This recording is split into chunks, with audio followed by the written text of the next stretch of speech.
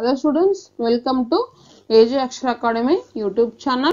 In this session, I am going to discuss NTSC, SAT, reflection and refraction of light.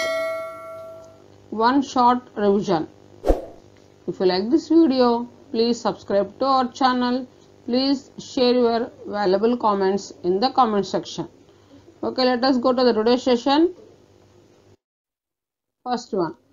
When light undergoes reflection, then angle of incidence is equals to angle of reflection. So, I is equals to R. This is laws of reflection. First law of reflection. When light undergoes reflection, then angle of incidence is equals to angle of reflection. So, that is I is equals to R. I nothing but angle of incidence, R nothing but angle of reflection. Come to the second one. If I cap, n cap and r cap represents vectors of any magnitude in the direction of incident ray, normal and reflected ray respectively, then I cap, n cap cross r cap is equals to n cap into I cap cross r cap, that is equals to r cap of I cap cross n cap. Come to the third one. If I cap, n cap and r cap represents unit vectors in the direction of incident ray, normal and reflected ray respectively, then the relation between r cap and I cap is r cap is equals to I cap minus 2 of I cap dot n cap of n cap. Come to the third one. Deviation produced in the path of light ray due to its reflection from a reflecting surface is delta, that is equals to 180 minus 2I. This is angle of deviation. For finding the angle of deviation, delta is equals to 180 minus 2I. Here I denotes the angle of incidence. Next, come to the fifth one. If a clock is placed in front of a plane mirror, then time shown by its image is 11 hours, 59 minutes, 60 seconds. That is AH, BM, CS. Hours, minutes, seconds. Okay. Next, a person standing in front of a plane mirror can see his full image if the length of the mirror is equal to the half of the height of the person. So that is, the condition is the length of the mirror should be equal to the half of a height of a person. Then who is standing in front of the mirror, he can see his full image. Okay. So, length of the mirror is equals to h by 2, where h is the height of the person. Next, a person standing at the center of a room seeing a mirror hung on the wall can see full image of the wall behind him. If the minimum height of the plane mirror h minimum is equals to h by 3, where h is height of the wall. Next, the minimum width of a plane mirror required to see full width of the face of a person is, that is, minimum width is equals to capital D minus small d by 2, where capital D is the width of the face and small d is the distance between the two eyes of a person.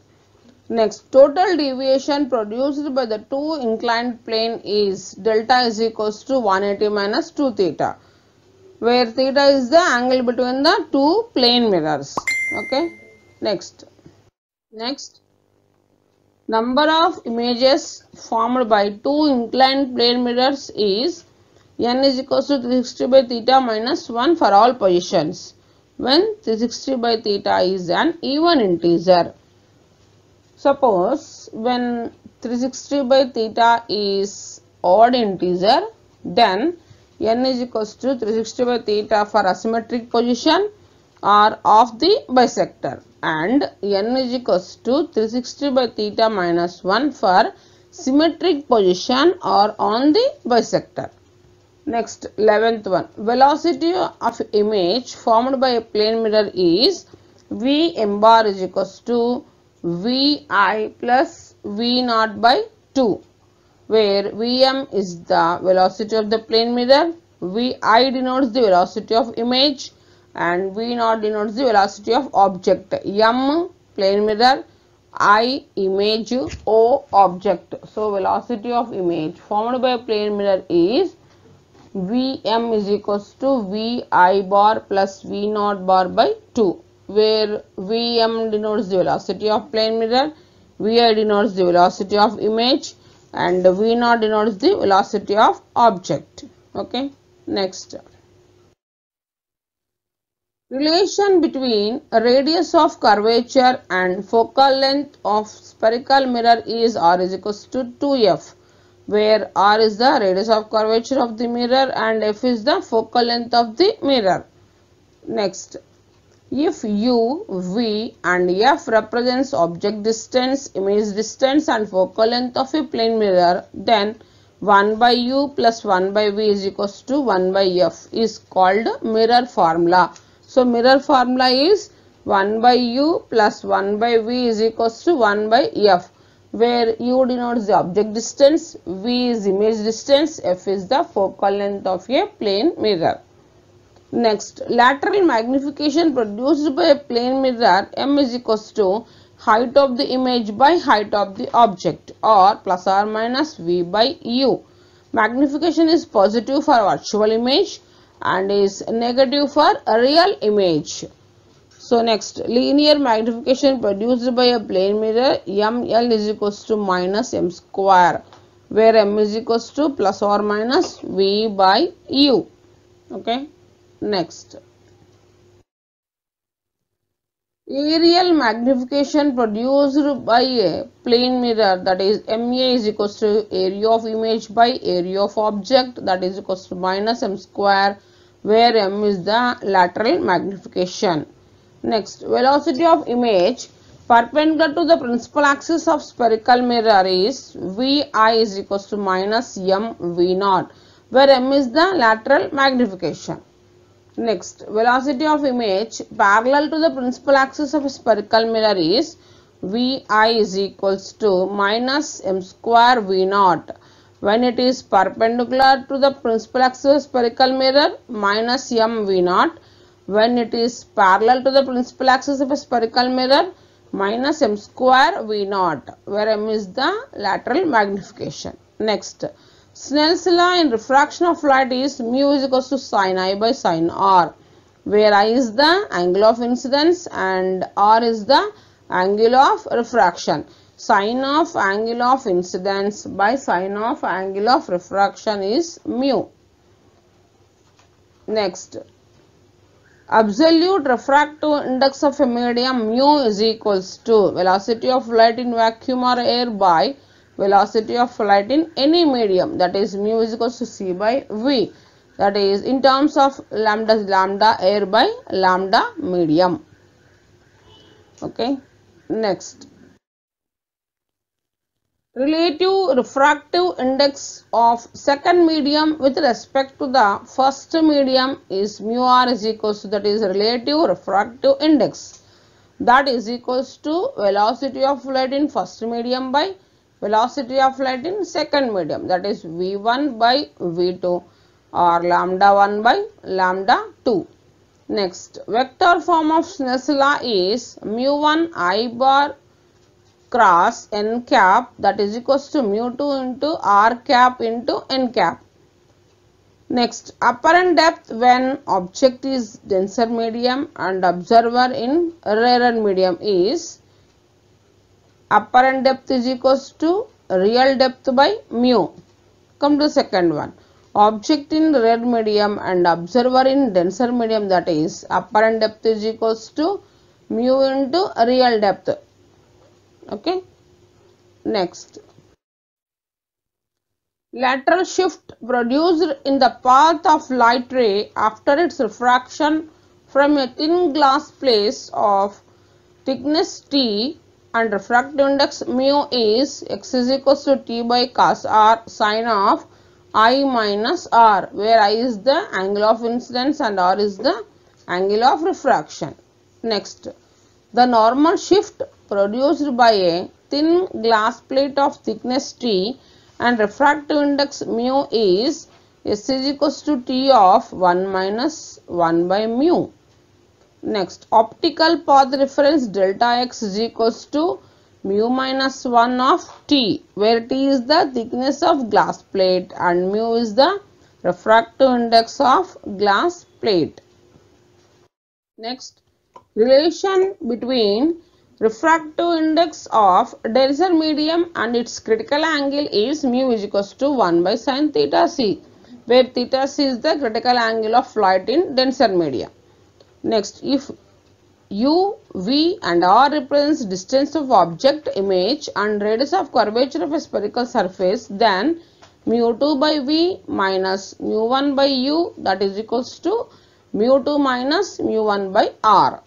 Come to the next. If u, v and f represents object distance, image distance and focal length of a lens, then 1 by v minus 1 by u is equals to 1 by f is called lens formula. So, lens formula is 1 by v minus 1 by u is equals to 1 by f. Relation between critical angle and refractive index is mu is equals to 1 by sin theta c. Next, coming to the 30.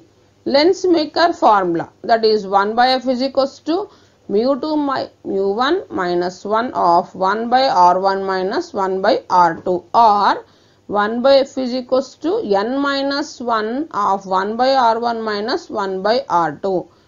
Here n is the refractive index. Mu 2 by mu 1 is also refractive index. Okay, this is about the lens maker formula. 1 by f is equals to mu 2 by mu 1 minus 1 of 1 by r1 minus 1 by r2. Okay. Next, power of a lens P is equals to 1 by f in meters. The unit of power of lens is diopter. In terms of centimeters, 100 by f. Or reciprocal of focal length gives the power of a lens.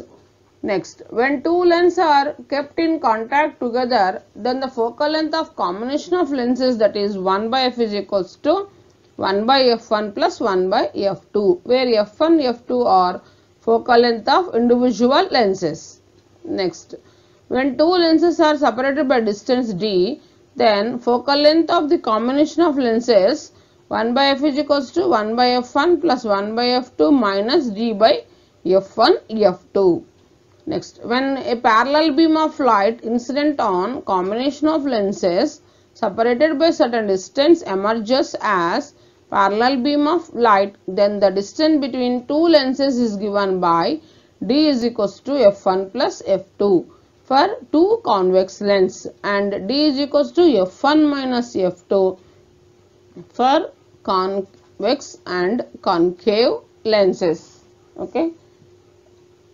Next, the refractive index of prism at first refracting surface of the prism mu is equals to sin I1 by sin R1. The refractive index of prism at second refractive surface of the prism, that is mu is equals to sin I2 by sin R2. Relation between angle of refraction and angle of prism is A is equals to R1 plus R2.